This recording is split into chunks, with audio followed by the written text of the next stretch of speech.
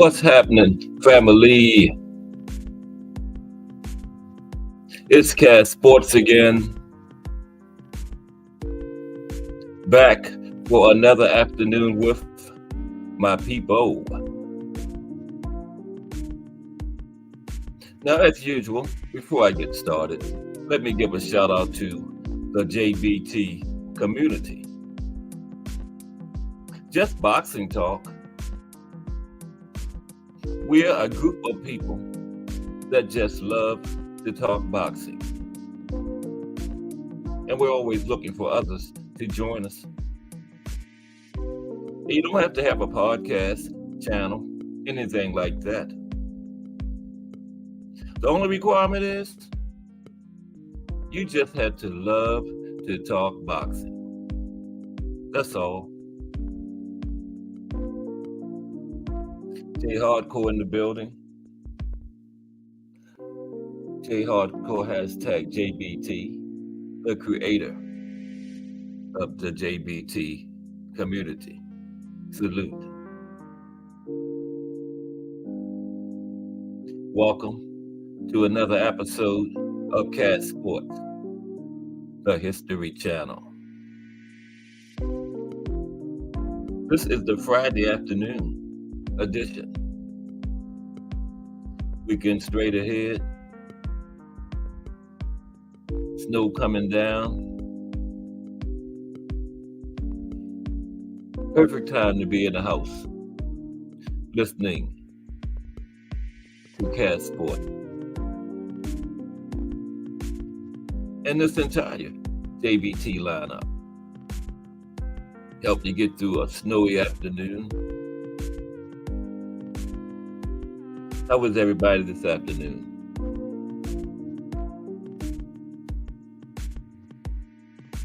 Fight card on tap for tomorrow from the UK, headlined by the women, Natasha Jonas, Michaela Mayer.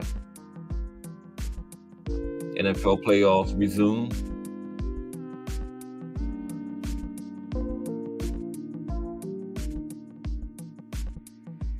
NBA basketball season going strong, giving us top level basketball action each and every night. National Hockey League with their versatile athletes, their season going on strong. What a wonderful time to be a sports fan. Today, we're going to talk about briefly about the fights tomorrow. I know you heard a whole lot of people giving you updates on them and everything, but you haven't heard the Cat Sports version yet. So, and we're going to talk about the Four Kings today. Little brief talk about the history of the legendary Four Kings who happened to fight in the golden era of boxing. And we'll look at each of the 9 fights they had between them. You know, there was 9 Four Kings fights overall.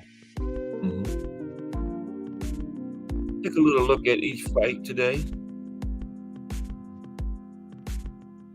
And also, we're down to the, I think it's the minimum weight division, 105. Yeah, 105 pounds.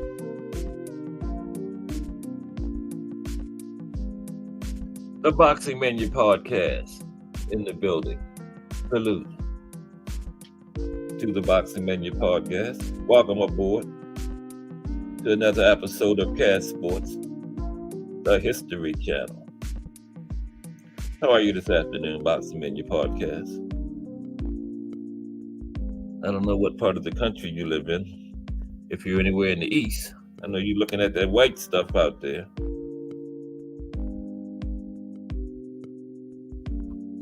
So just sit back and settle in and hang out with me for the next couple of hours.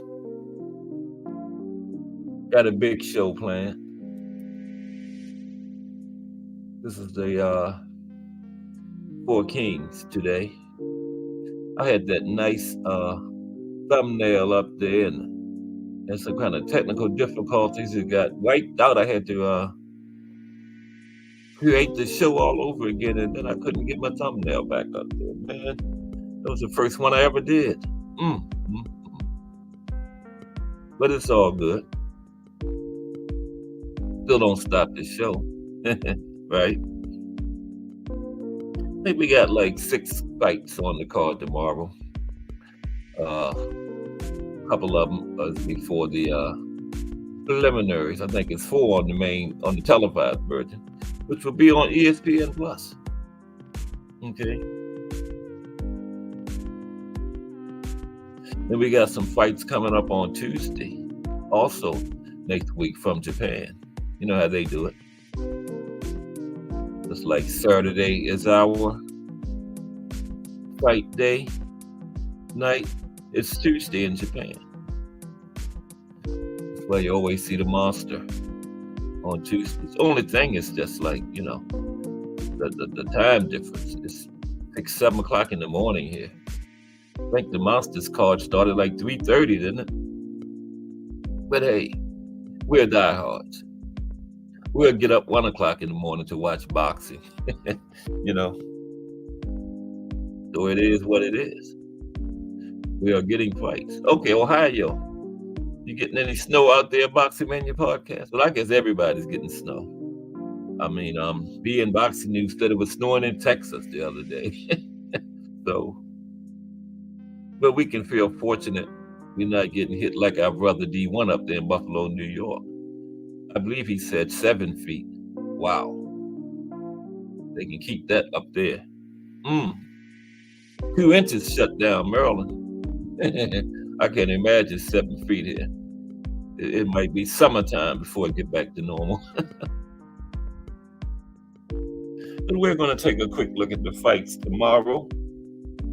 And then we're going to get into the 4 Kings. That was the golden era.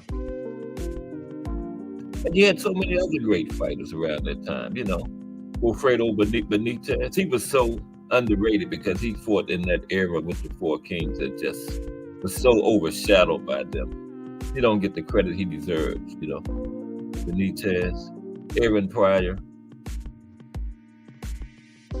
There's so many. I can just, go down the list of all the great fighters back in that era. But the 4 Kings stood out, 9 fights in all between them. And we're going to go over it in a little while. I've tried it. I like to try to let a few more of my people come into the building. I'm a young, growing channel, so I don't start out with 5,000 people like, the bigger channels do in here. But they'll be there, they'll be coming. My core, 8 to 12 people will be here. I always get started, and then they start rolling in, and then missed half of my profile. But I usually start about 2:30. Y'all team still alive? Mine start playing tomorrow. Native Baltimorean. And, I go with the hometown teams. My Ravens at the first round bye. They play the host of Texas tomorrow. As long as the Ravens keep winning, they stay home right here at M&T Bank Stadium. A little worried about the Bills, though. They play the Chiefs, and I hope the Chiefs can beat them because Buffalo is that dangerous team. Every year there's that team that nobody wants to play. I think it's Buffalo this year.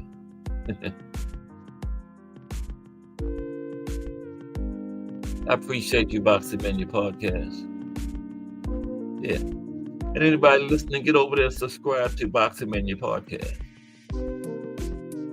He always dropping fire content over there. The Boxing Mania podcast. Always supporting us over here in the JBT. And we like to give the support right back. Because we're all in this thing together, You can't make it without support. I used to be in here talking to myself. But it was good practice. I used to say one day I'm going to have people in the chat typing stuff, talking back to me. And now I'm working with a few. But yeah, get over there and sub to the Boxing Menu podcast. Great channel. And also here in Baltimore, like I said, I go with the hometown team. We got the face of boxing here in Baltimore too. You know, let's think about that. Ravens can get that Super Bowl. We got the Super Bowl champion, the face of boxing. We'd be kind of running the sports world a little bit. Al Booger in the building. I told you, supporters coming in. Al Booger, I had my thumbnail up there. Had some kind of technical difficulties.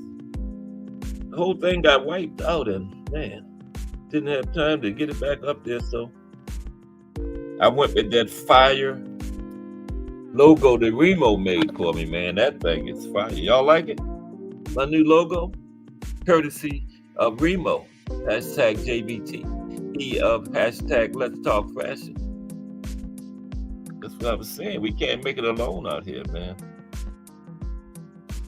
You know, just surprise me with that fire logo. Yeah. Well, how is everybody doing this afternoon? How are you today, Al Booger? I know you said you was in Delaware, so I know you're looking out your window at the white stuff. I think it's still coming down here. Yeah. Adding up to. I got to go to the store. I'm not one of them that rush out to the market when they say it's going to snow. I'm one of the ones that out there in it. I don't mind though, you know. When I'm out there in this little 4 or 5 inches, I think about my buddy D1 up there in Buffalo, New York with that 7 feet. And you know, it's just like I'm out there on a sunny day or something. At 4 or 5 inches, you know, compared to that. I appreciate you, Al Booger. Yeah, see, you know, people would come up because I say this is our channel, man. I've been getting some good ideas from my people, you know. And anything anybody can come up with that can make the channel better, I would appreciate it to know about it. You know what I mean? I would definitely appreciate to know about it. Finally slowing down, Al Booger.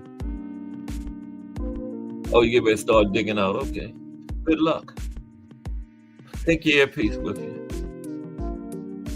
I might can help you doing the dig out, give you some energy or something as you listen to me talk about the 4 kings, you know.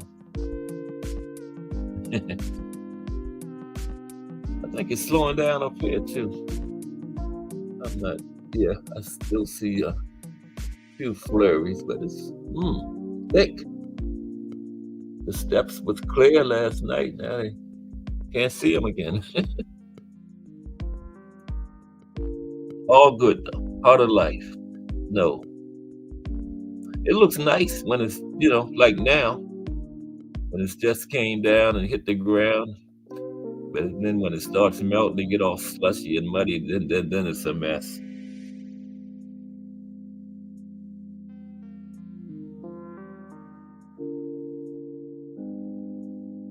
Yep.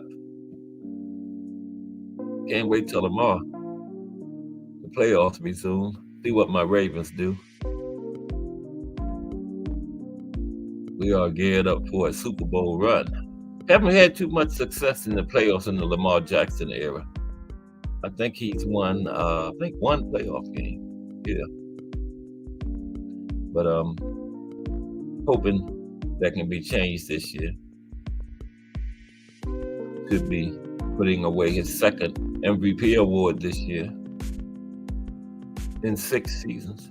You know, he got that big contract in the offseason, and did he ever deliver? Woo, did he deliver? All they had was the MVP season, #1 seed in the AFC. But I knew they weren't going to let Lamar go. we would be sitting home watching from the AFC North cellar. Okay, let's get ready to talk about these fights tomorrow real quick. On the undercard of Natasha Jonas and Michaela Mayer. Now, you know, Amanda Serrano is getting another 12-round fight. It's sometime early this year. But it's not sanctioned by the WBC. And remember, she dropped the WBC for that reason. It's sanctioned by the IBF, WBO, WBA. Okay? And when her and Danila Ramos went to 12 3-minute rounds, they did a good job. They showed they had the stamina, the skills to have a competitive 12-round fight. So, yeah, you know, when the WBC wouldn't get on board, she just dropped their strap. So she's not undisputed anymore. But she's still 3-belt unified, and she's getting another 12-round fight. So maybe that's hope for the women, you know. I don't know why they don't go on and do it. I don't get it. But just maybe things might be a changing for them. Okay. The co-main on the card tomorrow is Jack Cullen versus Zach Shelley.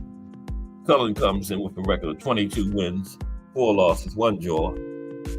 Shelley is 14 wins, 2 losses, 1 draw. And this is a rematch. You know, they had a draw. That 1 draw on their records was with each other. Rematch was in August 2020. Been a minute. Shelley is from Bolton. Cullen is from Bolton. Shelley is from London. And Shelley's only defeat in the last 8 fights was a surprise decision loss to Mark Jeffers, who's also on this card, by the way. That was last July. Okay. And yeah, they had the draw about 3 years ago. Now, Cullen, this is for the British and Commonwealth titles, by the way. Now, Cullen has held those titles since his surprisingly straightforward 3rd-round knockout of Mark Heffron in September. Oh, Lord, excuse me for 1 second. One momento. Okay, I'm back. Now, yeah, Cullen has had, this is for the British and Commonwealth titles, right? And Cullen won this last August, excuse me, when he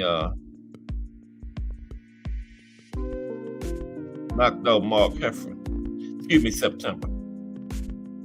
That was his 2nd win in 3 fights. Since he was stopped by Kevin Sadho, and that was for the vacant European super middleweight title. And this fight is that super middleweight, by the way. And then we have Mark Jeffers versus Jermaine Brown on the card, also super middleweight. Jeffers comes in with a record of 16-0. Brown is 13-2.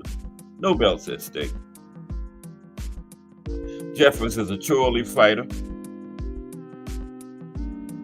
And he had the win over Shelley.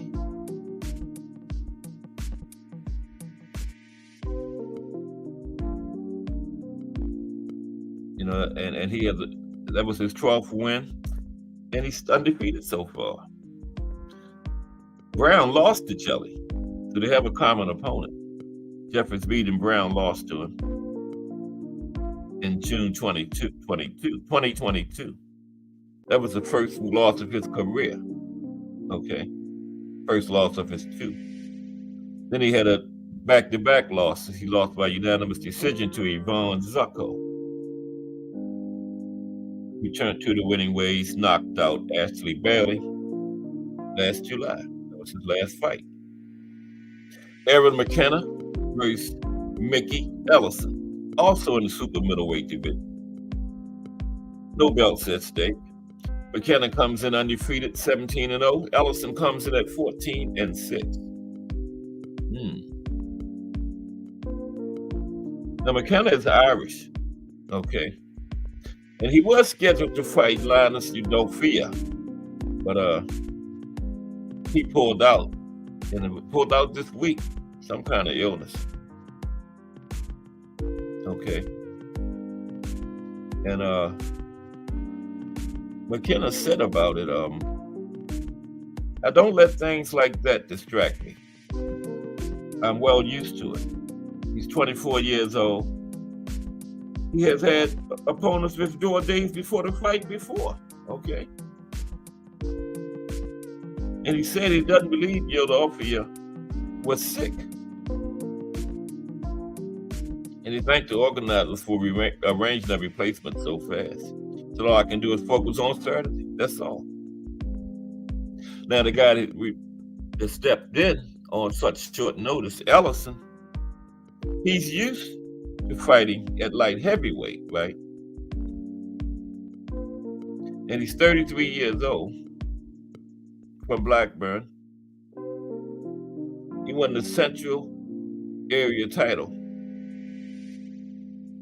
before losing his two most recent fights, okay? Now we have another women's fight on the card. We have Curry's Artingstall versus Lala dos Santos Furtado. This is in the featherweight division. Artingstall has just 5 fights. He's won all 5 of them. Furtado only has 1 loss out of 10 fights. No belts at stake. Artingstall is a southpaw. He won bronze at the World Championships in 2019 and won bronze at the 2020 Olympics. Okay.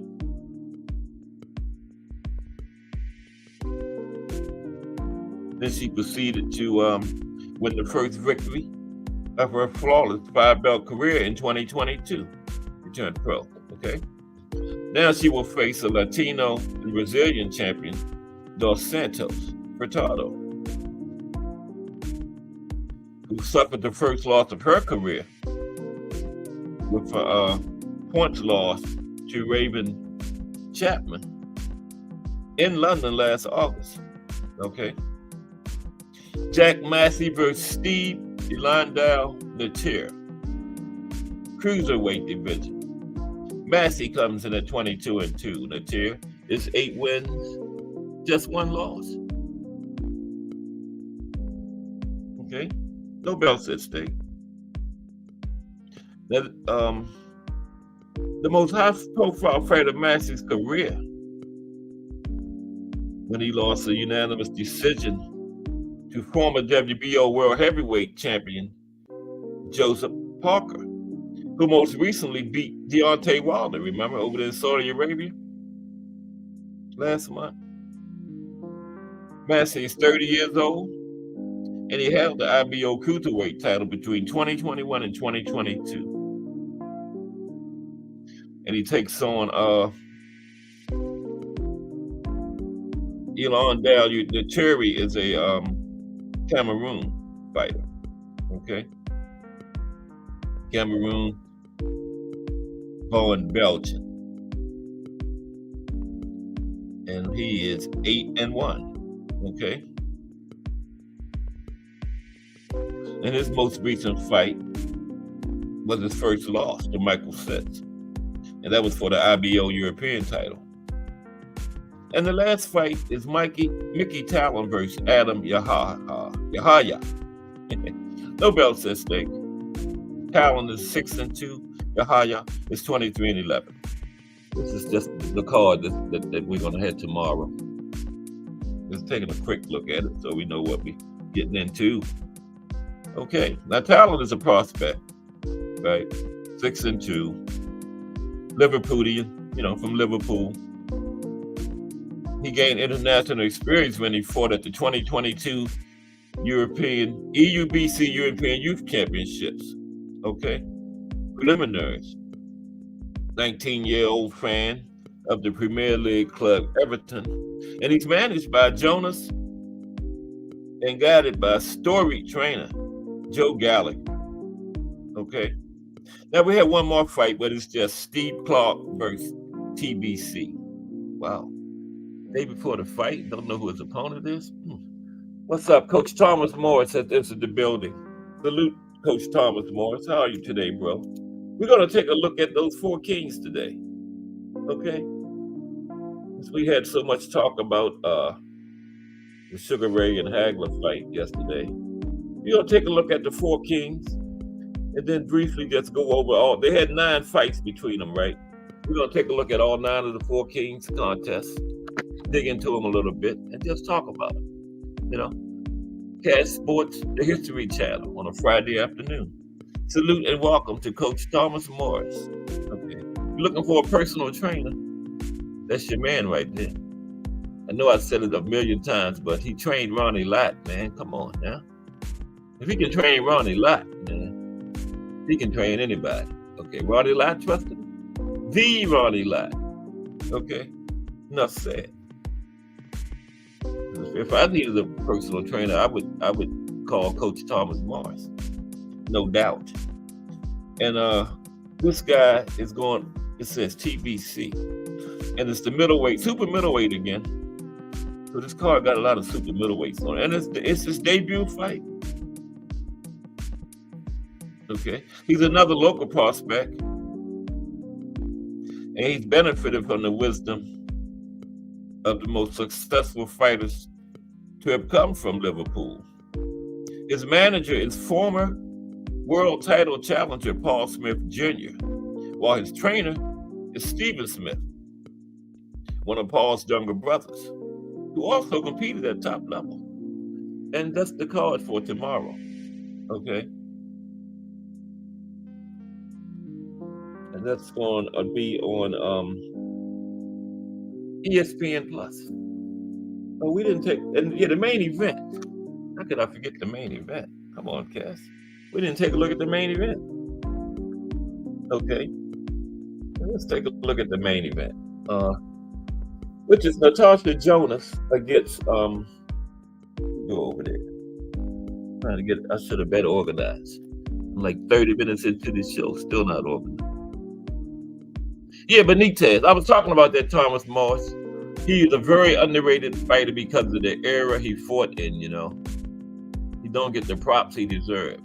I mean, he's still well known, but not as well known and properly talked about like he should have been, because he fought in the Four Kings era. And he beat Duran, you know.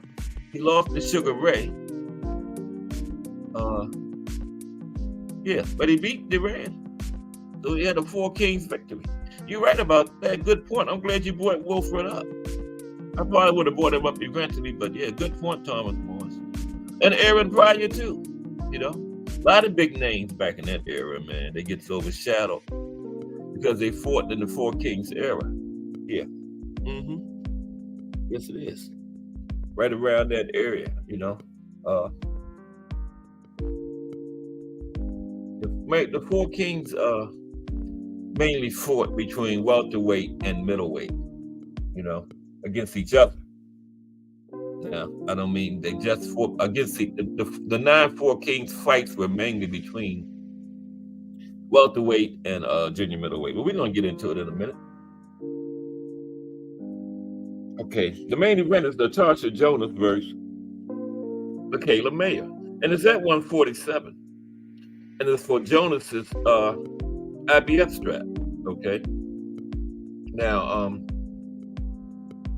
Jonas, she's 14-2 with 1 draw, 9 knockouts, by the way. And she hit a roadblock in 2021 when she lost a close decision to lightweight champion Katie Taylor. Undisputed, by the way. However, she has won 5 fights in a row since then. Okay, including the title fight at junior middleweight against junior middleweight and welterweight, right? And she won this welterweight title when she stopped Candy Wyatt this past July. She's 39 years old, right? And she's just hitting her stride, you know, when a lot of her peers have retired. Now, Mayer, she's 19 wins, 1 loss, 5 knockouts. Like her 1 loss came to Alicia Baumgardner on the Savannah Marshall, when the GOAT Savannah Marshall fought. Yeah, that was that card, right? Yeah, Mayer is a former champion. and she's a former IBF and WBO junior lightweight champion. Okay. Now she lost the junior lightweight titles to Alicia Baumgartner. Right. Maya moved to lightweight. Okay. In her first fight at lightweight, she beat Lucy Wildheart for the vacant WBC interim title. Okay. Then she moved up to junior welterweight and got a win against Sylvia Fortide. Now she's moved up again. She moved up to this weight, welterweight, to get this shot against Jonas. Okay. So she got what she wanted. So let's see what she do with it tomorrow. Should be a good scrap, though. Very good scrap. Let's get on to the Four Kings, y'all. All right. That little summary here. Let me do that right quick. Take a drink of water. This should be good. We're going to take a look at each Four Kings fight in the order that they happen. Okay? Very interesting. Very interesting. One moment. Oh, there they are. I wrote them down in the dates, but I couldn't find it. But there it is right there. Yeah, Leonard Duran won. Okay. Bear with me for one moment. I'm heading on 40 minutes into the show and still not organized. Come on, Cass. How's everybody afternoon going? I know a lot of people looking out their window seeing that white stuff out there, but it's all good. I'm going out there in it when I finish. My wife, Miss Cass, is sending me to the store. She was trying to fry some fish. It'll be low on cooking on the grease, that you cook with. So, yeah, it's all good. I'm gonna walk down there. Good exercise. To down the street there. Not too far. And back. Good exercise. You get some of them people out there flying up and down the street. Just, like it ain't, like it's a 80-degree sunny day out there, man. That's crazy. Okay, the Four Kings. I'm trying to make sure. Yeah, there we go. Lonnie Lee in the building. You fighting that snow coming home from work, Lonnie? Oh, man.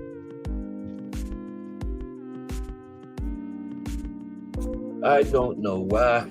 Unorganized today. Bear with me for one. Oh, here we go. Did you go to work in that snow today, Lonnie? Lonnie is usually at that first red light when he leaves the job when he checks in. And salutes us.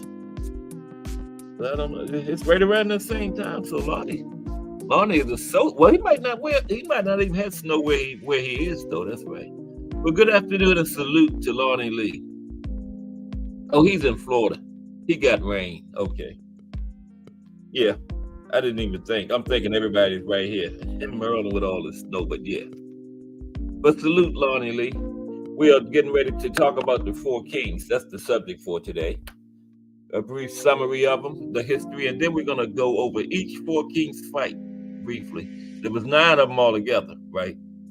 9 Four Kings fights. Okay. The Four Kings. It was a golden era of boxing, the likes of which may never be seen again.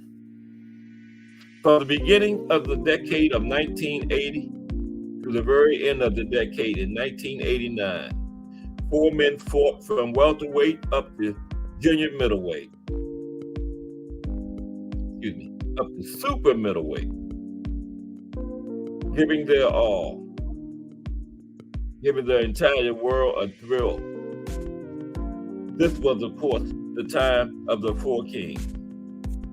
The Hands of Stone, Roberto Duran, Marvelous Marvin Hagler, Thomas the Hitman Hearns, and Sugar Ray Leonard. 9 times they tangled. And 8 times, they gave us simply unforgettable fights.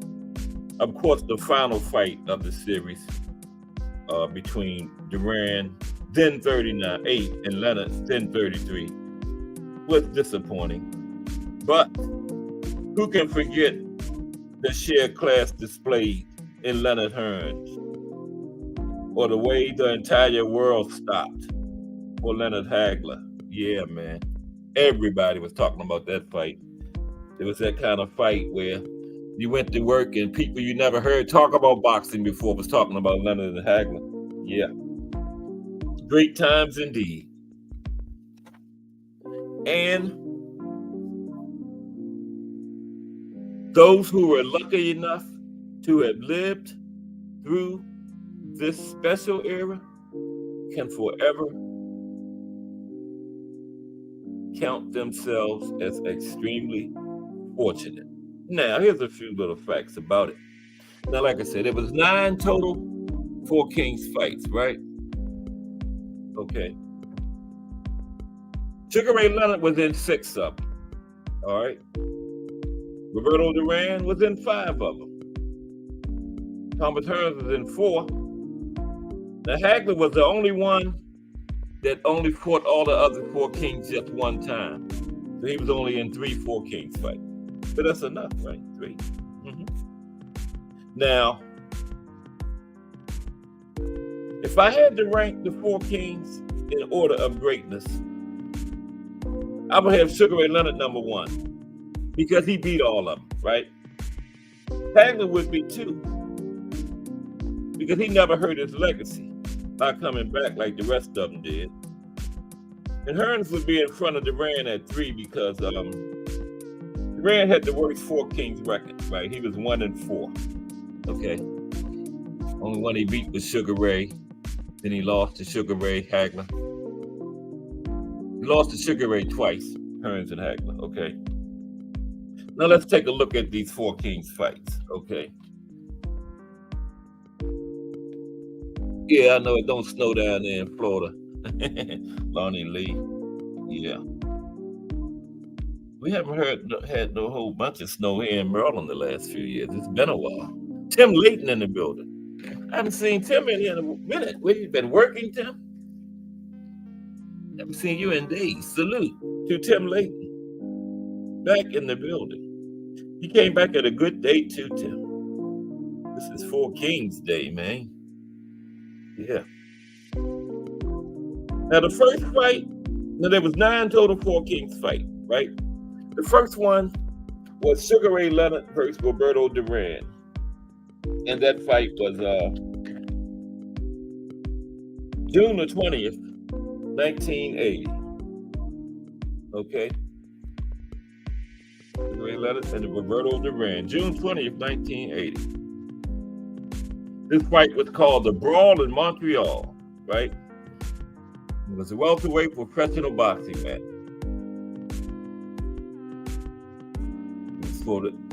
Sugar Ray had the WBC and the Ring Championships. And Roberto Duran was a former lightweight champion, okay? Took place June 20th, 1980 at the Olympic Stadium in Montreal, okay? The same place where Sugar Ray won his Olympic gold medal. Excuse me, just 4 years before in 1976. Yeah. Been working like crazy, Tim.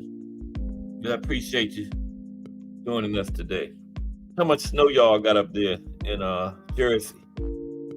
Okay, now the referee for this fight was Carlos Padilla Jr.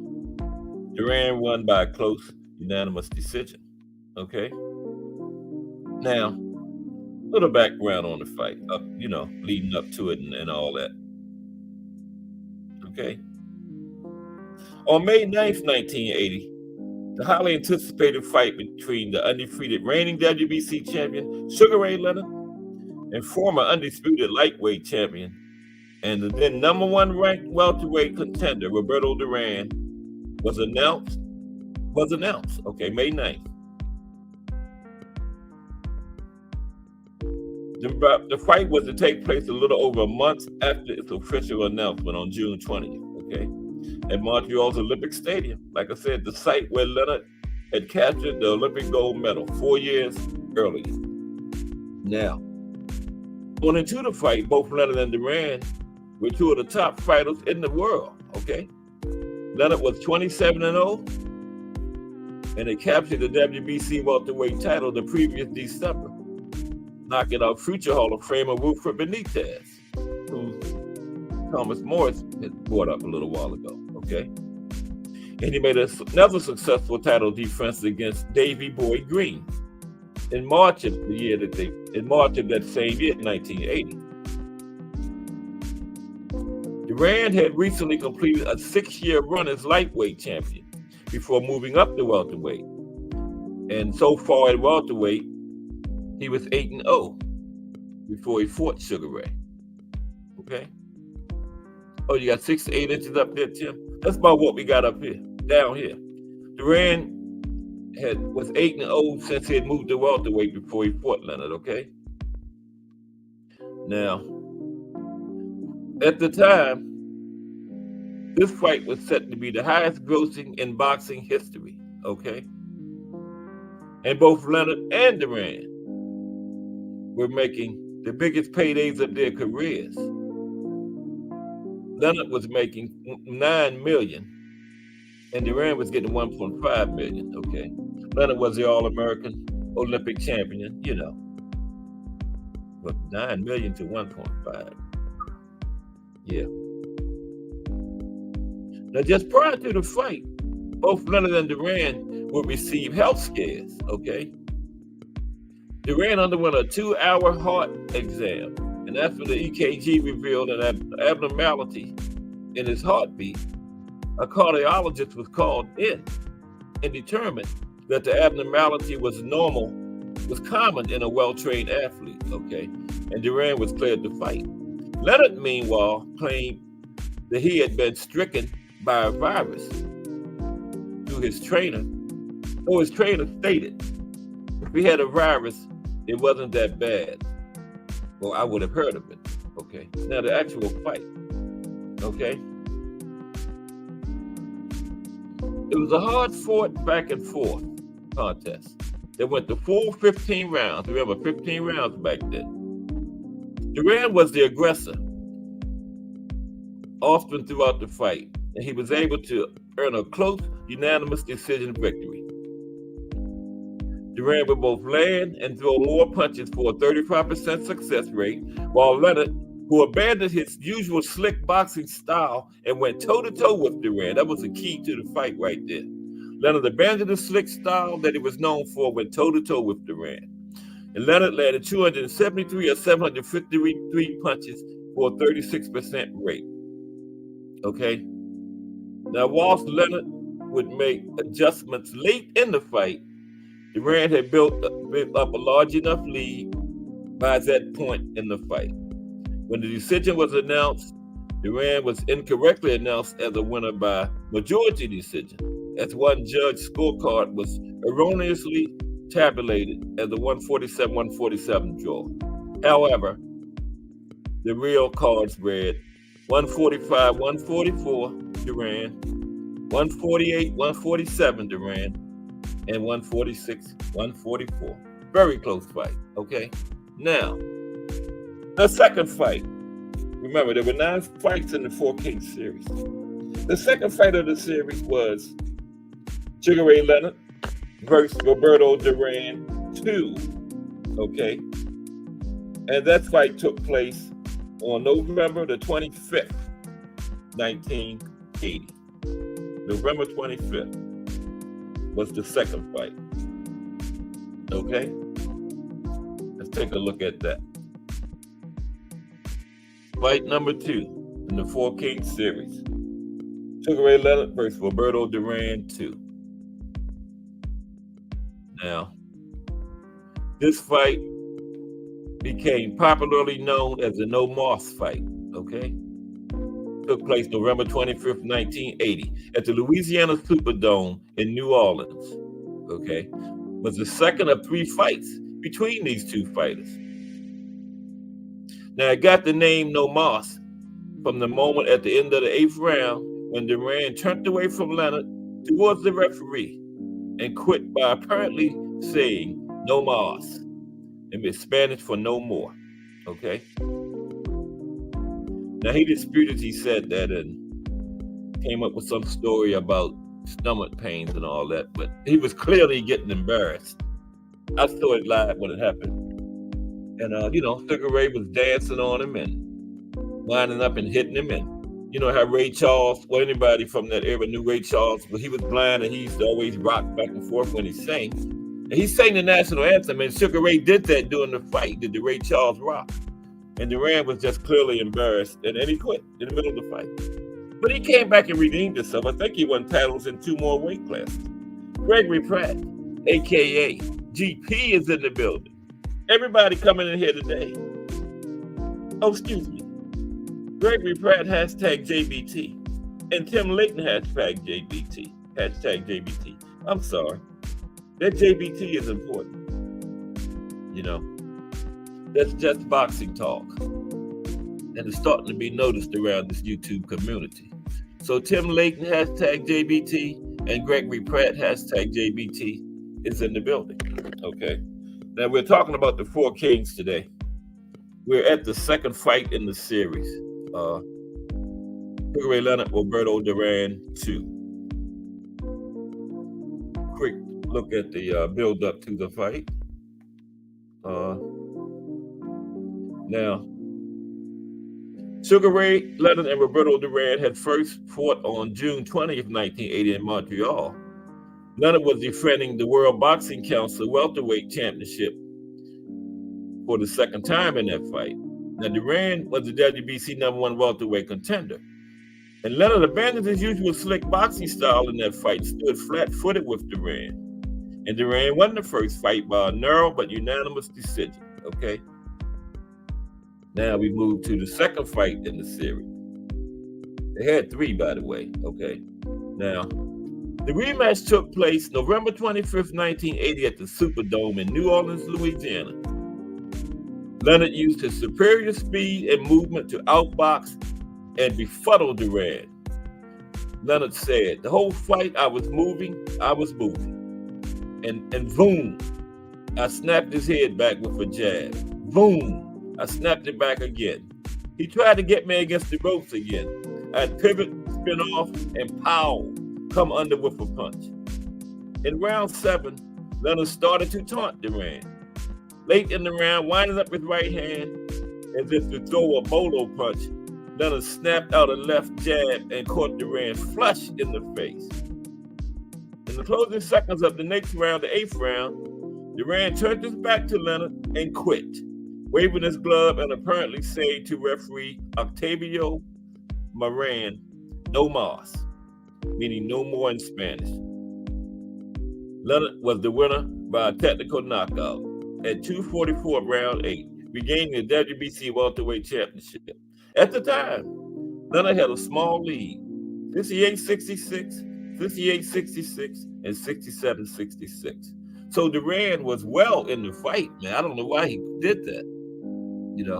He was right in the fight. Yeah. Okay.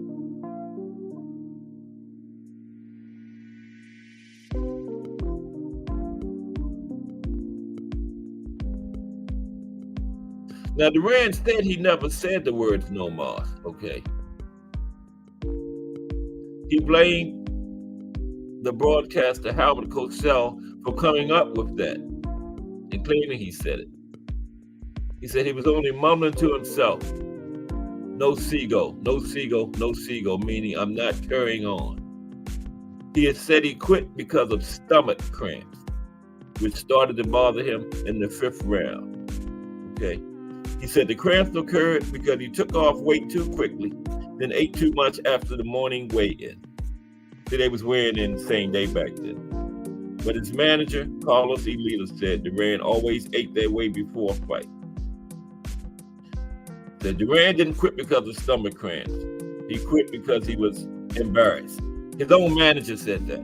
Okay, now let's move on. The third fight in the Four Kings series was Sugar Ray Leonard again. Sugar Ray Leonard versus Thomas Hearns won. Because remember, of the 9 Four Kings fights, Sugar Ray was in 6 of them. He had the most Four Kings fights of all. Okay. Durant had 5, Hearns had 4, Hagler had 3. Remember, Hagler was the only one that only fought all of them once. The rest of them fought each other, well, another Four King at least twice. Okay. So the third fight was Sugar Ray Leonard versus Thomas the Hitman Hearns won. It took place on September 18th, 1981. Okay. September 18th, 1981. That's Leonard Hearns won. Yeah. Leonard was in 6 of the 9 Four Kings fights. Because he fought Duran 3 times. He fought Hearns twice. And he fought Hagler once. Okay. Yeah. So let's take a look at Leonard Hearns number 1. Of course, they had 2 of them. Okay, this fight was called the Showdown. Sugar Ray Leonard versus Thomas Hearns won. Okay, Sugar Ray Leonard versus Thomas Hearns won. Billed as the Showdown. Okay, and this fight was for the WBA and WBC, unifying the titles, and the ring welterweight title. Okay, a little background on it, of course. Okay, Sugar Ray Leonard won the WBC welterweight title with a 15th round knockout. We said that Wilfred Benitez in 1979, and of course he lost it to Duran in 1980. Regained it later that year. Okay, now Leonard moved up to the junior middleweight division for one fight, knocking out Ayub Kalule in 9 rounds to win the WBA junior middleweight title. Hearns won the WBA welterweight title in 1980, scoring a 2nd round knockout of Jose Pepino Cuevas in Detroit, Michigan. He made 3 successful title defenses, stopping Luis Primera, Randy Shields, and Pablo Baez. Now again, this fight promoted as the Showdown. Leonard was 30-1 with 21 knockouts. Hearns was 32-0 with 30 knockouts. September 16th, 1981, Caesars Palace in Las Vegas, Nevada. Unification fight. Scheduled for 15 rounds. Fought before a live crowd of 23,618 people and a worldwide TV audience of 300 million. All right, the fight.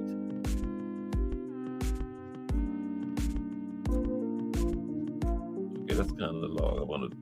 I'm gonna jump through this. Okay, now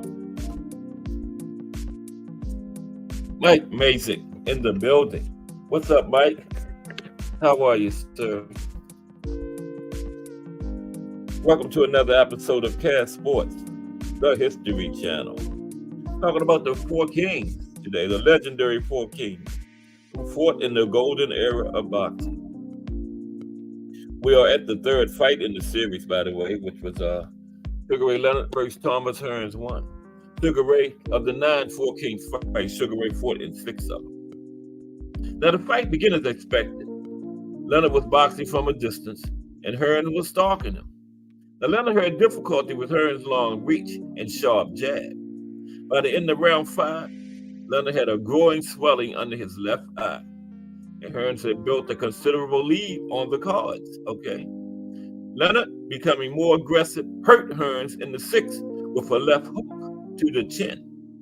Leonard battered Hearns in rounds 6 and 7, but Hearns miraculously regrouped. Now, the roles reversed. Hearns started to stick and move, and he started to pile up points again. You know, the roles reversed. Leonard became the stalker, and Hearns became the boxer.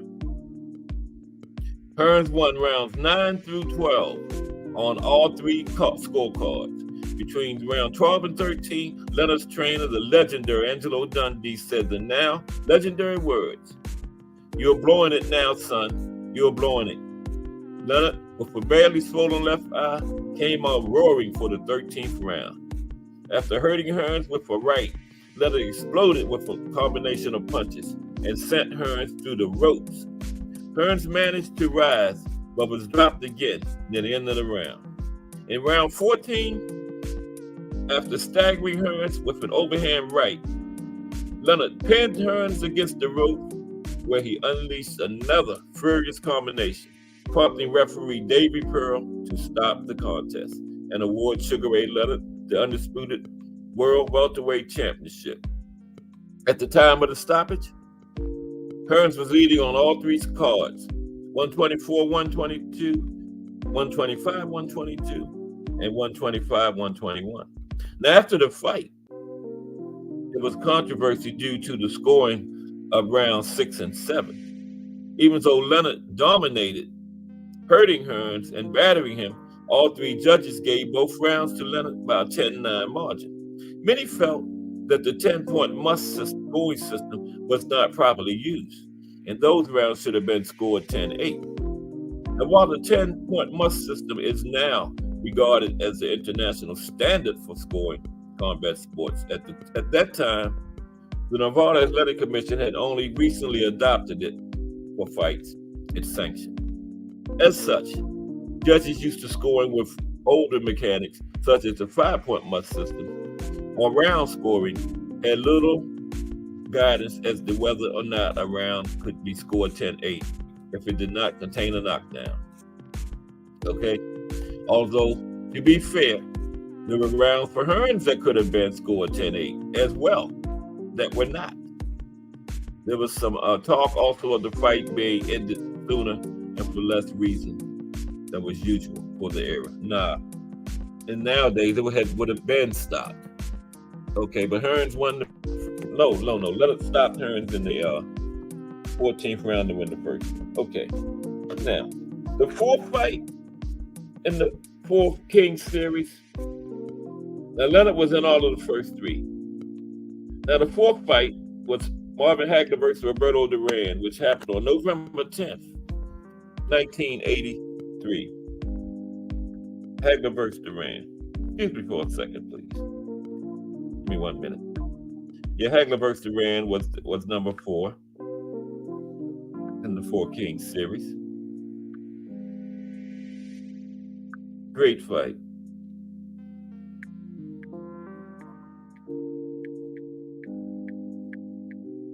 Yeah, but Thomas Morris made a great point about Wilfred Benitez. He fought in the Four Kings era, and he was really overshadowed by these guys. You know, he didn't get the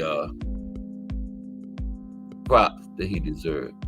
Mike Masick say, sorry, I'm late. Traveled to North Carolina today. Vacation for 2 weeks. Okay. Enjoy your vacation, Mike. Ain't no snow down there. There's snow everywhere else. I hope you're leaving somewhere where it was snow at and going down there, leaving the snow behind for your vacation. Good move. Good move. Okay. We're at fight number 4. Marvin Hagler versus Roberto Duran.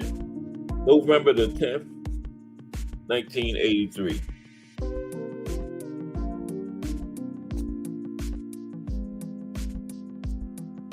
Okay.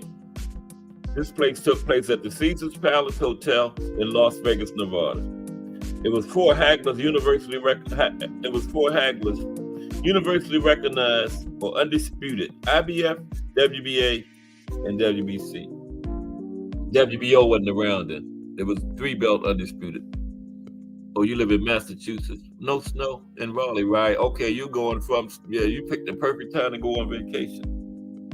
Enjoy your vacation, Mike Mason. 2 weeks, all right.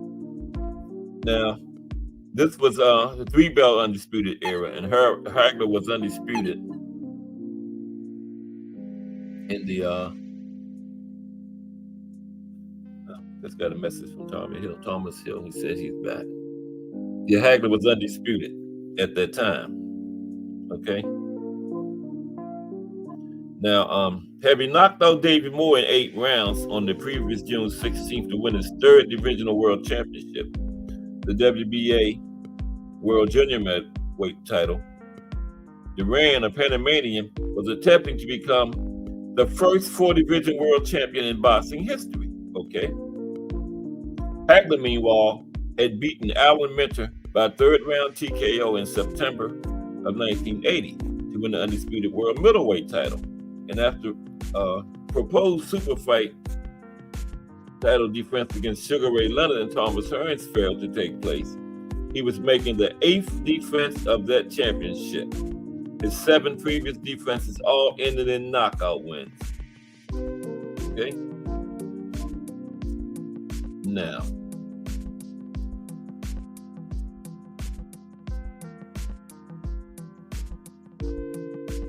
okay. The fight was televised live on a closed circuit in the United States and free of charge on WAPA TV in Puerto Rico. Now, this fight caused great expectations, both among boxing fans and non-boxing fans alike. And Ring Magazine produced a rare special issue about it, which came out days before the fight. Okay, sort of like Top Rank and Showtime got the all access, and Ring Magazine. It wasn't common back then, but Ring Magazine did something similar before that fight. Okay. Now, Hagler came into the fight with 57 wins, 2 losses, and 2 draws. 48 of his wins was by knockout. Duran came in with 77 wins and 4 losses. Okay, 58 by knockout.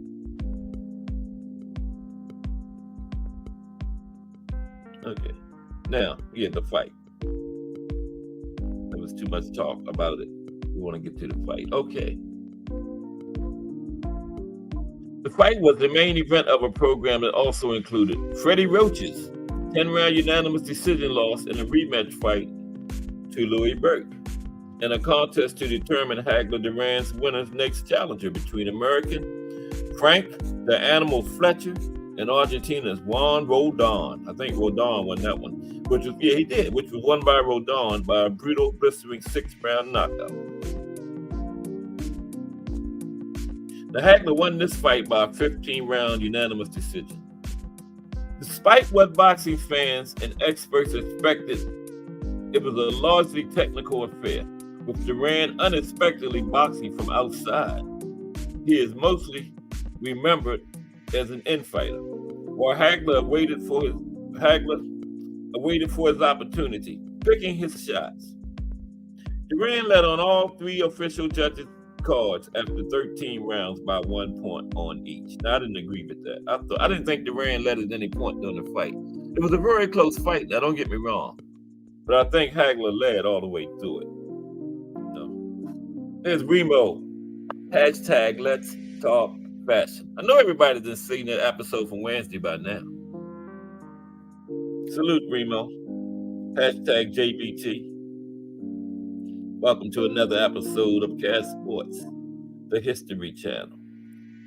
We're talking about the 4 Kings fights, 9 of them in total. We're now at the, the 4th one? Oh, no. Yeah, almost lost my thought. This is the 4th one. Hagler versus Duran took place, November 10th, 1983. Salute to Remo. Welcome aboard. Now, it said Duran led on all 3 judges' cards after 13 rounds, by 1 point on each. But Hagler dominated rounds 14 and 15 to forge ahead and retain his titles by a very close but unanimous decision. The scores were 146-145, 144-143, and 142-141, all for Hagler.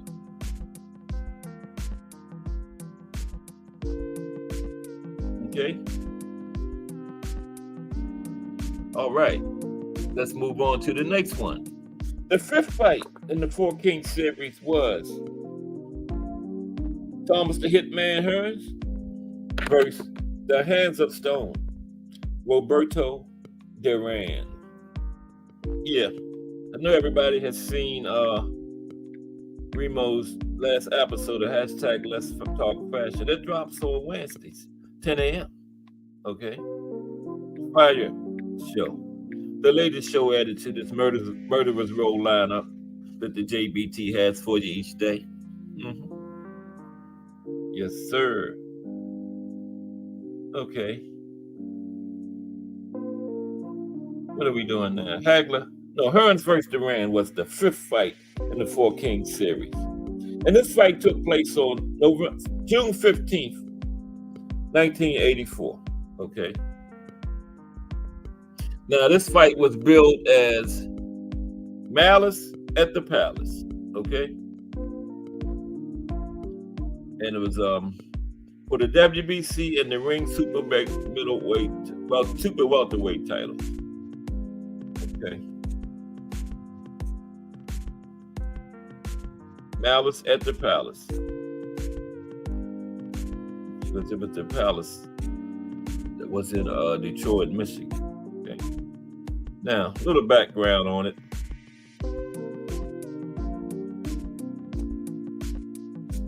Duran had captured the WBA super welterweight title after defeating the reigning champion Davey Moore on June 16, 1983. Oh, okay. Duran had it. Duran's first defense of his newly won title was put on hold when it was announced 2 weeks after his victory that he would be moving up to the middleweight division to challenge Marvin Hagler for Hagler's undisputed middleweight crown. After losing a close unanimous decision to Hagler in November, Duran would opt to return to the super welterweight division. Duran was scheduled to make a mandatory defense against the WBA's #1 ranked contender, Mike McCallum, with promoter Dan Duva negotiating with both fighters in February 1984. However, in a press conference the following month, Duran announced that he would instead face WBC super welterweight titleist Thomas Hearns, and that he would vacate his title if the WBA would not grant an extension that would allow him to make his mandatory defense after his fight with Hearns, rather than before. Okay. After the WBA refused an extension, Duran announced in early May that he would indeed vacate the title and move forward with his fight against Hearns. The belt was originally scheduled to take place in the Bahamas, but when the site proved incompatible due to both logistical and financial issues, it was instead moved to Caesar's Palace, Malice at the Palace. I was thinking that they used to call the place, the basketball arena in Detroit, the Palace, one of them. But it was at Caesar's Palace in Las Vegas on the Strip. Caesar's Palace had become available when a heavyweight title bout between Larry Holmes and Jerry Coetzee, scheduled for June 8th, was canceled. Okay. All right, now the fight. Short fight. Okay. The fight was lopsided in Hearns' favor as he dominated Duran en route to a second-round knockout victory.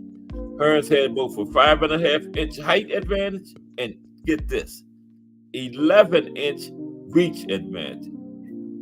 5.5-inch height advantage and 11-inch reach advantage. Wow. How could he possibly lose that? Which caused the problem for Duran as he struggled to get inside on his larger opponent as Hearns kept him at bay with his left jab. And Hearns had a textbook jab, man. And he got 11-inch reach advantage. You ain't beat nobody with a jab as good as Hearns had. No way. With a minute left in the first round, Duran tried to attack Hearns with a body shot, but Hearns countered with a left hook that opened a cut above Duran's eye. 30 seconds later, Hearns sent Duran down after catching him flush with a hard right hand. After getting back up and taking the referee's standing 8 count, Duran was allowed to continue. But Hearns swarmed Duran with a series of rights and lefts before knocking him down again with an uppercut to the body with only seconds remaining. So Duran would again get back and answer the referee's 8 count as the round came to an end. After the bell rang, a dazed Duran wandered to a neutral corner, causing one of his cornermen to grab him and lead him back to his own corner. In round 2, Hearns backed Duran into the ropes and tee off with a series of combinations as Duran desperately tried to fight back. Then, just as the first minute of the round came to an end, Hearns landed a devastating right to Duran's jaw that sent Duran down face first on the canvas. The referee, Carlos Padilla Jr., stopped the fight immediately, giving Hearns a knockout victory at 107 of the round. A second round knockout for Hearns. Okay. That was the 4th fight. Oh, that was the 5th fight. Okay. 4 more left. The 6th fight in the 4-cage series was Hagler-Hearns. April 15th, 1985. Tax day.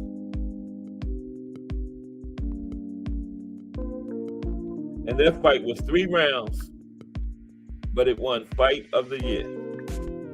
Round 1 was Round of the Year. Imagine that a fight went 3 rounds and win Fight of the Year. Wow. That's amazing.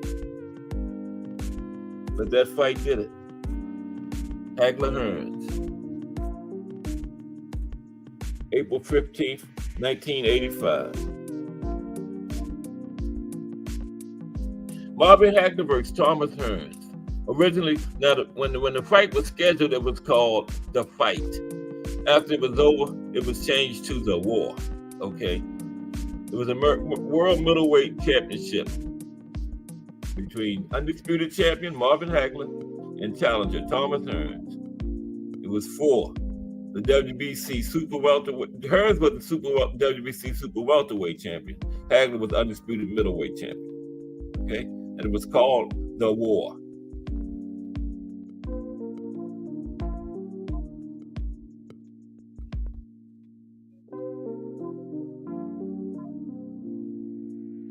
The background is longer than the fight.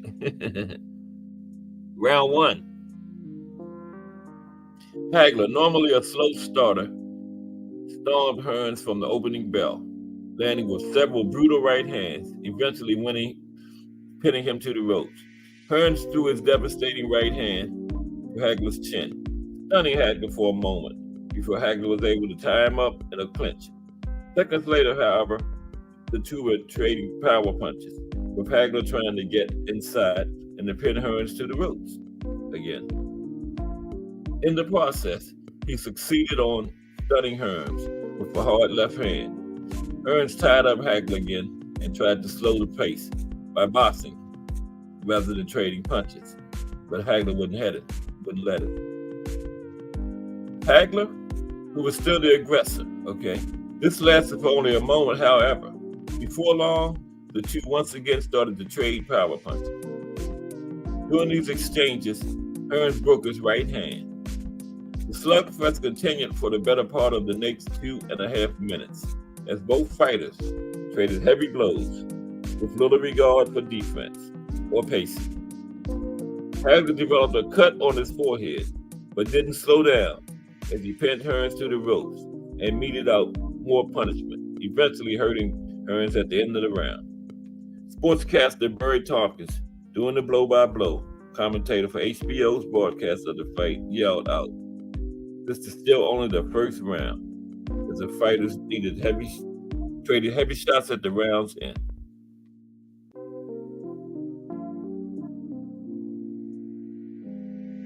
Okay, round 2.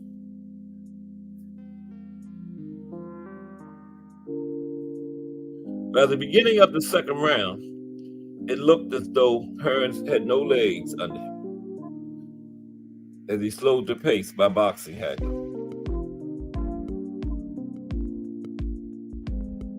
Hearns stumbled 7 times as he attempted to move around the ring and change direction, prompting HBO commentator Sugar Ray Leonard to note, "I don't like the way Tommy's moving a little rubbery-legged." In the studio broadcast of the fight, afterwards, Hearns commented, "My legs were gone, man. Even before I came out to fight, my legs felt weak." Hagler experimented by switching to orthodox style for a moment, but switched back to southpaw as he found more success, countering Hearns from jab from the southpaw position. By the end of round 2, Hagler pinned Hearns to the ropes successfully, landing volleys of punches. The action in round 2 had slowed from the blistering pace of round 1. Judges Herb Santos and Harry Gibbs again scored the round 10-9 for Hagler, while Judge Dick Young scored the round 10-9 for Hearns. Same way they had scored the first round. Exact same scores. In the third and final round, hold on for one moment. I gotta brighten this thing up. I'm having trouble seeing this. This screen keeps getting going dark by itself on me. I don't understand that. It's just crazy. Okay. Be back in a moment. We're at the third and final round. Oh, today is going by fast too. We got we got 2 more fights to go. This is the sixth fight in the series. Hagler versus Hearns. Okay, now we're at the third and final round.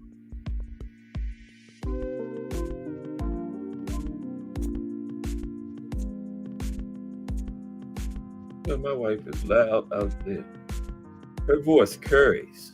My daughter the same way. I hope y'all can't hear her. Third and final round.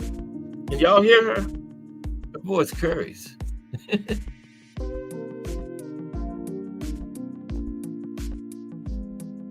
Thomas Hill hashtag JBT is in the building. And he's speaking the hardcore boxing news. I don't see hardcore. What's up, Thomas Hill? Oh, Thomas Hill, you got your own phone back. Okay. Yay. Thomas Hill, hashtag JBT is in the building with his own phone. What's up? We're looking at the 4 Kings fights. 9 altogether. What's up, Jay Hardcore? I don't see you, but I see Thomas Hill speaking to you. Okay. Third and final round. In round 3, Hearns again tried to set the pace. About a minute into the round, the cut on Hagler's forehead inflicted in the first round opened up, resulting in a tremendous flow of blood down the middleweight champion's face. Referee Richard Steele halted the action to have the ringside physician examine Hagler. He informed Steele, "No, the cut's not bothering his sight. Let him go." Facing the new threat of losing the fight via stoppage on cuts, Hagler attacked Hearns with the aggression of the first round once again. A tremendous overhand left to the head drove Hearns back to the ropes and dizzied him. Hearns backed away smiling so as to suggest the punch had not hurt him. That means it hurt. Hagler landed a hard right hook high on Hearns' head. The blow staggered Hearns, who awkwardly stumbled backwards into the ropes, Hagler running after him in hot pursuit. The champion smashed the vicious right hand to Hearns' chin. Hearns went limp and fell forward as Hagler landed 2 uppercuts. As Hearns fell face first to the canvas, Sugar Ray Leonard yelled into his microphone, "He's gone, he's gone." Hearns staggered to his feet at the count of 9, but he was unable to continue. Referee Richard Steele stopped the fight as he held Hearns upright. The image of a blood-soaked Hagler being carried around the ring in victory by its handlers, and Hearns being carried back to his corner in semi-consciousness remains to this day a graphic testimony of the intensity of the war. It was widely regarded as the pinnacle of Marvin Hagler's career and cemented his legacy as one of the greatest middleweights of all time. At the time of the stoppage, Judges Herb Santos and Harry Gibbs had Hagler ahead, 2018, while Judge Dick Young had Hearns ahead, 2018. Now, in the immediate aftermath of the fight, Donald Curry, who was working for British television, was highly critical of the loser. He said Tommy fought the wrong fight. He should have started cautiously. Lose the first couple of rounds. Don't get into a dogfight. Well, that's what he did. He got into a dogfight with Marvin and he lost. No, Hearns tried to box, but Hagler would not let him. Okay. Anybody, fighters that nowadays don't know how to cut the ring off, that is a perfect way to learn. Watch Hagler Hearns. Because Hearns tried to box and get away, but Hagler could not. He could not get away from Hagler. Hagler cut the ring off and punished him. Okay? And that was it. That was the Hagler stopped him in the third round. Now the seventh fight in the series was Leonard versus Hagler. And that happened on April 6, 1987. Okay. Yeah. I think we just went over that the other day, but let's go on the build up and all that real quick. His time is getting short. Leonard versus Hagler.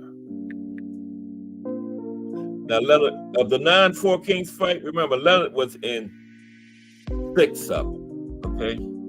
He had the most Four Kings fights by far. Now, Leonard Hagler was billed as the super fight, okay? April 6, 1987. And was for the WBC and the Ring middleweight titles. I don't know. I thought Hagler was undisputed, but I don't know why the other belts weren't on the line. Okay.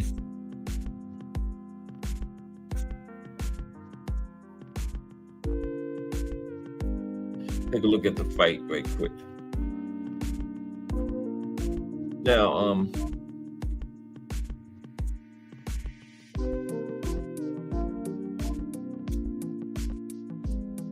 Now, this fight would go down as one of the most controversial fights in boxing history. Still disputed to this day. We was disputed in here the other day, as a matter of fact. Thomas Hill says he definitely fought the wrong fight. He could have outboxed him all night in one fight. But Hagler didn't let him box. He tried. But he couldn't get away from Hagler. Hagler cut the ring off and forced him to fight, Hearns tried to box and Hagler cut the ring off and was slugging with him, so Hearns had no choice but to slug back, He couldn't get away. Yeah, but Hagler and Sugar Ray was one of the most controversial fights in boxing history. Okay. Leonard won a split decision victory. Now, Hagler, the experts consider Hagler made a big mistake when he started the fighting orthodox, okay? And he lost the first 2 rounds. And that was probably the difference in the fight, okay?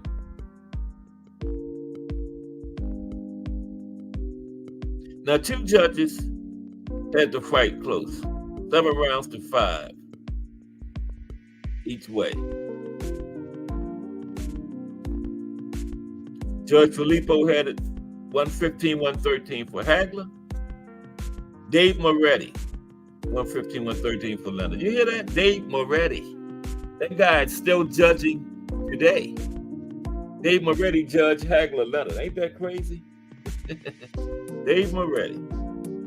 But he had it for Leonard. Okay. Now get this. The third judge, Jojo Guerra, had the fight 118-110 for Leonard. Now that was ridiculous. Okay, that judge should never been allowed to judge again. 118 and 111. Now there was a judge that was how each fighter's team can say, well, we don't want that judge. And there was a judge that Hagler's team didn't want. And this judge watched the fight at home on TV, and he had it 115-113 for Hagler. Now, after the fight, like I said, it's still the most controversial fight to this day. And Hagler wanted the rematch, right? Leonard chose to retire again. Okay. Now Hagler waited around. I told this yesterday, for like 14 months, waiting for the rematch. Leonard wouldn't come out of retirement and give it to him, so Hagler went on and retired. A month after Hagler retired, Sugar Ray came back because he knew he didn't want to get back in there with Hagler again. No, he did not. Very close fight. Split decision, won by Sugar Ray. Two judges. One judge had a 115, 113 Hagler. One judge had a 115, 113 Leonard. And then one judge just had a ridiculous score, 118, 110 for Leonard. That was totally ridiculous. Totally.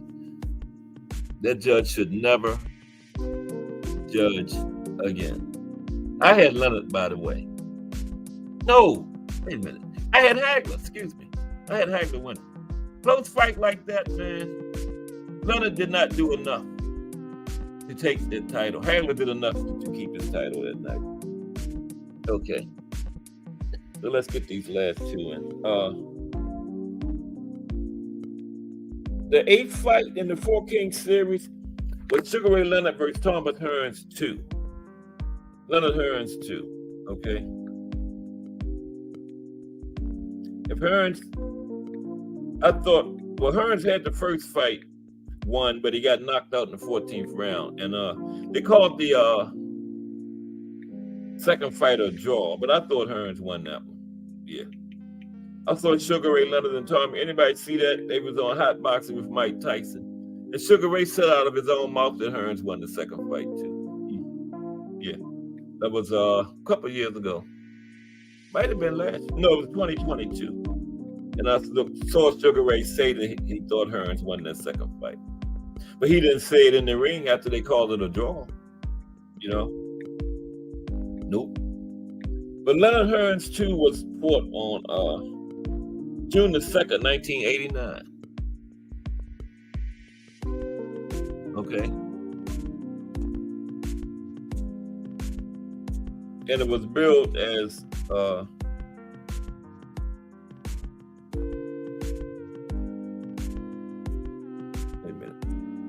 no, that was the war was Leonard and Hagler. Okay. Yeah, they called this fight the war too. Wow. Did not know that. Learn something new every day. Okay.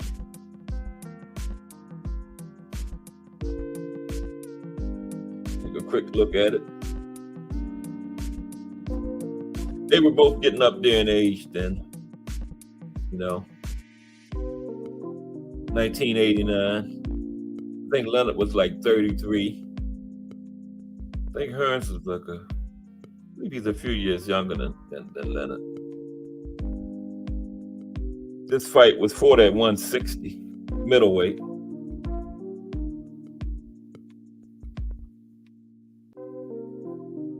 Okay.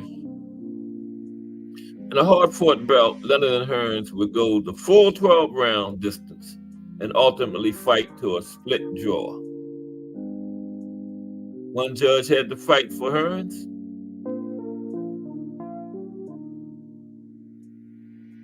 The other judge had to fight for Leonard. And the third judge had to fight a draw. Split draw. Okay. Now the draw was controversial, as most people who watched the fight, including the television announcers, had Hearns winning. Okay, which I did too. I also had Hearns winning that fight.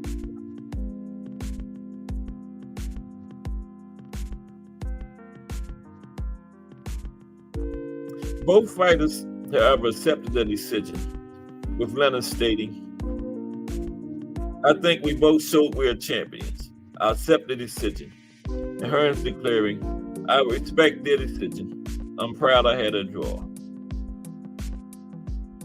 The judges could have ruled that I lost, so I'm thankful for what I had." Okay? And now ninth and final fight in the Four Kings series. Leonard Duran 3. A lot of people don't know that they had 3 fights, by the way, yeah. But they was blown up. This was like the only fight in this was a disappointing fight in the series, you know. All the great fights the Four Kings had, you know. I don't really think they should have had this third fight, Leonard versus Duran. No. Duran was 38. Leonard was 33 at the time. Yeah. It was a far cry from the 2 super fights they had in 1980, especially the one they had in Montreal, the brawl in Montreal. Now, but check this out. Of the 9 Four Kings fights, the series began in 1980 with Leonard and Duran, the first fight, and the 9th and final Four Kings fight was Leonard versus Duran. Yep. And they called this fight Uno Mas. Not no Mas, Uno Mas. Yeah. Uno Mas. Leonard Duran 3. At super middleweight. Before the WBC super middleweight fight title, December 7th, 1989. In the Mirage, Paradise, Nevada. Sugar Ray Leonard versus Roberto Duran. Little background. Okay. Sugar Ray came in as the reigning WBC super middleweight champion, right? He had made the first successful defense of his title after fighting Thomas Hearns to a draw. Okay. After the Hearns fight, Leonard began negotiations for a third fight with rival Roberto Duran and a potential third fight with Hearns. While a third fight with Hearns never came to fruition, Leonard and Duran would reach an agreement to face one another once again. I wish they hadn't reached that agreement. Another fight. You had Hagler too, Thomas Hill? Yeah. Yeah, I had Hagler too. Yeah. I don't know how they gave that fight to Leonard, man. I really don't. That's it. In contrast to their first 2 fights, this was entirely lopsided and in Leonard's favor. Duran was 38 years old, man. Using constant movement and counterpunching, Leonard dominated Duran, completely neutralizing Duran's offensive attack. Leonard landed 227 punches, good for 52% of his total thrown punches, compared to Duran, who landed a dismal 84 punches at 14%. The fight went the full 12-round distance, with all 3 judges scoring the fight for Leonard, with scores of 120-110, 119-109, and 116-111. And there you have it. The Four Kings. 9 fights in total. 8 great fights. The 9th one, Leonard Duran. Now, like I said, 9 fights. Sugar Ray Leonard was in 6 of them.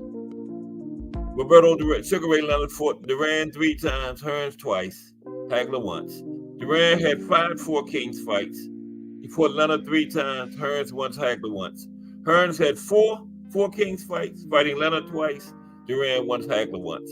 Hagler only had 3. He was the only one that only fought the others just 1 time. Okay. Now, like I said, if I had to go the best Four King, I would pick Leonard because he beat all of them. I would take Hagler number 2 because Hagler, he's the only one that didn't come back and tarnish his legacy a little bit, being all old and no business still in the ring like the rest of them did. I would take Hearns 3 just because Duran had the worst Four Kings record. He went 1-4. Okay. So, yeah. Hearns only won one, but he had a draw. He went 1, 2, and 1. Okay. Sugar Ray went 5 and 1 in 4 Kings. No, 4, 1 and 1. Hagler went 2 and 1. Hearns went 1, 2 and 1, and Duran went 1 and 3. So I would say Sugar Ray, Hagler, Hearns, Duran. That would be my order. Okay. And it's the weekend. We got Natasha Jonas against Michaela Mayer tomorrow. And NFL playoffs resume. My Ravens begin their Super Bowl run. Excuse me. What keys? Door key?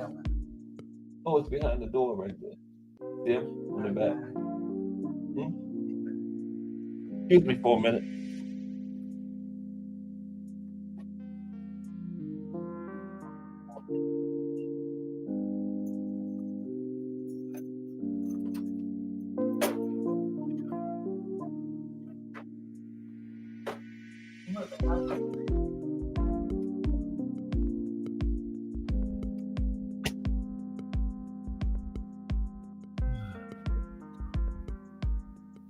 I'm back. Okay. Yeah. Talking about the 4 Kings, the legendary 4 Kings. Yeah, Thomas Hill said he had Hagler. Yeah, Sugar Ray didn't do enough to win that fight. But I would say, but yeah, that Sugar Ray and Hagler fight though, that was that fight was crazy, man. People was talking about boxing and talking about that fight that you never heard talk about boxing before, you know. Both were well known, and that was just the golden era of boxing in the 80s. Yep, the legendary 4 Kings: Sugar Ray Leonard, Marvelous Marvin Hagler, Thomas the Hitman Hearns, and the Hands of Stone, Roberto Duran. Oh shoot, what we got? Let's take a quick look at the what division are we at today? I completely forgot about that. Hung up on these 4 Kings. We're at the minimum weight. Minimum weight division. Okay. We got time. Yeah. Take a quick look at the minimum weight division. Yeah.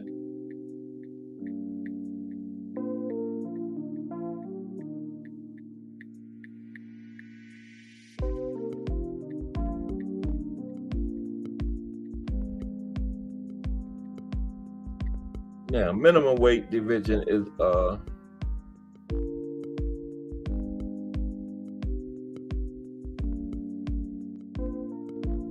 okay. Minimum weight is also known as light flyweight, mini weight, or straw weight, and it's contested at. It can be no more than 105 pounds. Okay. Hitman, what's your favorite out, Booger? Okay. GP said his favorite was the Marvelous one. Yeah. Mine was Sugar Ray. You know, I always go with the hometown team. He was a native Marylander, you know. But man, and no, Duran was a close second. Duran was a close second. Yeah. But I would say Sugar Ray, with Duran being a very close second. Now, in professional boxing, boxers in the minimum weight division may weigh in no more than 105 pounds. Now, this is a relatively new weight category for professionals. First inaugurated by the major boxing sanctioning bodies between 1987 and 1990. Very new, yeah. GP says I was about to say the same, respectfully. About Sugar Ray? Yeah, that's our homeboy there. Now, the minimum weight division was originally introduced in 1968 for the Summer Olympic Games under the name light flyweight. However, The division was not recognized by any of the four most widely regarded sanctioning bodies until the International Boxing Federation, IBF, in June 1987, when Kyung Yun Lee knocked out Masahiro Kawakami to become the inaugural champion. Yeah, down there it's like a lot of Asian fighters, so I know I do some butchering names in that division. Now, the division was then later recognized by the WBC in October 1987, the WBA in January 1988, and the WBO in August 1989. Yeah, I think the WBO came in like 88. Yeah, 87 or 88. While Ring Magazine did not begin ranking minimum weights until 1997 under the name strawweight, and has yet to name a champion in their rankings. Historically, the weight class has been dominated by Latin Americans and Asians, with only a limited amount of success coming from other nationalities. I don't think there's no Americans down that low. I can't think of many Americans under 118. I think one of the Russells, Gary Antonio, is at 118, right? But I can't think of many American fighters under 118. Once you start getting down there, no. Okay. In the early years of the division, fighters such as Napa Kiawanche found success defending the WBC belt, including early wins over a young up-and-coming Hiroki Ioka, who later found success at light flyweight, and super flyweight. Other notable champions of this period included Nico Thomas. Well, that sounds like a brother there, Nico Thomas. Definitely ain't no Asian named Nico Thomas. Jung Hwan Choi and Leo Gomez. Ain't no Asian or Latin named no Nico Thomas. That's a brother. Nico Thomas at 105. Wow. I'm gonna have to look Nico Thomas up when I get a chance. Other successful fighters of this period include Ricardo Lopez, Radanapoy Saw Vorapin, Chana Porporian, Butcher Time. Okay. The division also saw its first champions not from Latin America or Asian, when Scotland's Paul Ware won the vacant WBO title over Fernando Martinez in May 1993. This was followed by South Africa's Zolani Patello, who won the IBF title in December 1997. So the first non-Latin American or Asian didn't win the title until 1993. And we got a South African one in the 1997.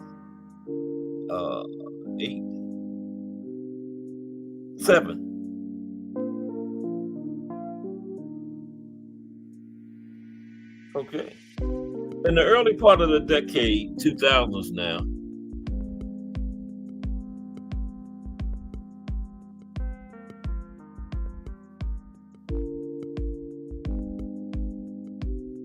Antonio Aguirre and Juan Calderon were the most decorated champions. Muhammad Rahman, Yutaka Nida, and Eagle Kirawa became champions of Jose Antonio Aguirre began to decline, but Yvonne Calderon continued to defend his WBO title until August 2007 when he moved up to light flyweight. In the later part of the decade, Ole Dong Garcia and Roman Gonzalez Chocolatito were champions. Wow, Chocolatito was way down there. In the early part of the decade, many of the fighters from the end of the 2000s continued to find success. However, new faces have included Denver Quellen and Kazuko Ioka, nephew of 1980s champion Hiroki In the latter part of the decade, Thai boxers returned to dominance with knockout CP Freshmart. What a name. Winning titles and staying undefeated. Okay, now here's the current world champions for this division. Okay, Just Do Boxing. What's happening? Just Do Boxing in the building. Here's the current champions for minimum weight, 105. Okay. The WBA is Knockout CP Freshmart. That's his name, Knockout CP Freshmart. WBC is Yuta Shigioka. The IBF is Nishiro Shigioka. They gotta be brothers. WBO is Oscar Collazo. Current Ring Magazine ranking as of today. Today is the 19th. Yeah, January 19th, 2024. No champion. The Ring has never had a champion down that low. Number 1, Knockout CP Freshmart. Number 2, Yuta Shigioka. Number 3, Genjiro Shigioka. Number 4, Oscar Collazo. Number 5, Patsmani CP Freshmart. That's got to be Knockout's brother. We got Knockout CP Freshmart at 1, Patsmani CP Freshmart at 5. Look up the minimum weight rankings. That's these guys' names. Number 6, Melvin Jerusalem. Number 7, Rene Mark Curato. Number 8, Wilfredo Mendez. Number 9, Eric Rosa. Number 10, Pedro Teduran. Yep. We have a Knockout CP Freshmart, and we have a Patsmani CP Freshmart. All right. Appreciate everybody for stopping by today. All right. Just Do Boxing. Thomas Hill, #JBT. Remo, #JBT. Mike Masick, Gregory Pratt, #JBT, aka GP. Tim Layton, #JBT. Lonnie Lee, #JBT. Everybody in here is #JBT in this chat. Wow. Coach Thomas Morris, Al Booger, the Boxing Mania Podcast. Jay Hardcore, #JBT, the creator of the JBT, and the first one in the building today. Okay? And Miss Cass, #JBT. She wasn't in here, but, I mentioned her anyway. Okay. And there you go. Another edition of Cass Sports, the History Channel, in the books. Appreciate everybody for stopping by. Thank you for continuing to support my growing channel. NFL football tomorrow. Natasha Jonas versus Michaela Mayer tomorrow.